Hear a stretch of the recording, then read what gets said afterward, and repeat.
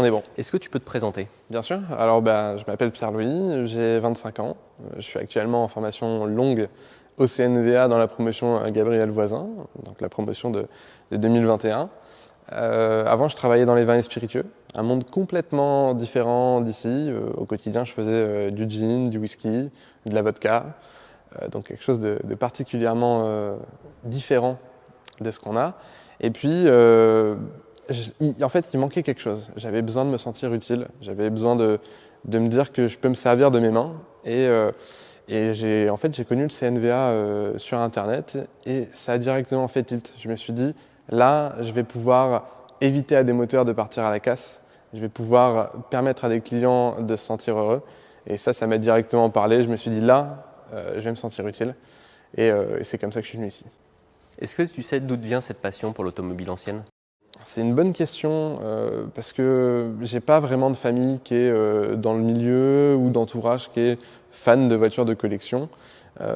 Mais j'ai toujours été curieux et en fait il y a quelque chose qui est bien avec l'automobile ancienne, c'est que tout est plus ou moins accessible, c'est plus ou moins fait pour être réparé et ça nous permet de se plonger dedans. Il y a un côté affectif à rester sur une vis grippée et de se rendre compte que derrière on est capable de faire revivre un véhicule qui n'a pas tourné depuis 10, 20, 30 ans et ça c'est vraiment super. Tu cherchais quoi en t'inscrivant au CNVA? En inscrivant au CNVA, je crois que j'avais avant tout besoin d'être rassuré. J'avais jamais touché à un outil, la plupart des matières je ne savais pas vraiment de quoi il s'agissait, le formage. Et du coup j'avais envie d'avoir des bases, de me sentir complètement cohérent, de connaître tout ce que je peux emmagasiner en 8 mois. Donc j'attendais, c'est ça, d'avoir des petits savoir-faire et puis aussi d'avoir cette transmission qu'on peut avoir avec les formateurs au CNVA qui va un petit peu plus loin que le quotidien sur l'histoire des automobiles, une connaissance qui est finalement empirique et qui est juste géniale à avoir ici. Tu penses quoi de la formation? Juste super. La formation, ça a été un vrai plaisir.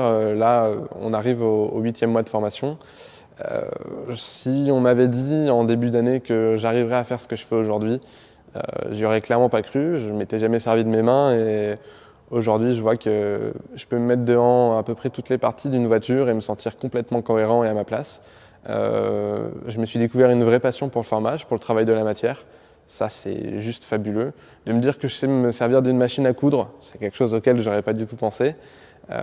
Donc aujourd'hui extrêmement satisfait. Puis il y a ce côté aventure humaine qui est juste fabuleux ici, où on a des personnes extrêmement différentes, des personnes qui sont de milieux différents, d'âges différents, et pourtant il y a une entraide qui est juste magnifique parce qu'on est tous passionnés par la même chose. Au quotidien, on est là pour travailler sur des voitures qui nous passionnent, et ça, c'est un vrai plaisir. Est-ce que tu aurais un conseil pour les futurs stagiaires?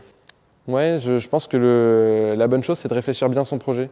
Si on est capable de se dire, de connaître les tenants et les aboutissants de l'ancienne, c'est-à-dire que c'est pas un travail facile, c'est loin de ce qu'on peut voir à la télé, c'est quelque chose qui est plutôt dur, qui est de temps en temps, qui demande beaucoup de patience, qui demande beaucoup de persévérance.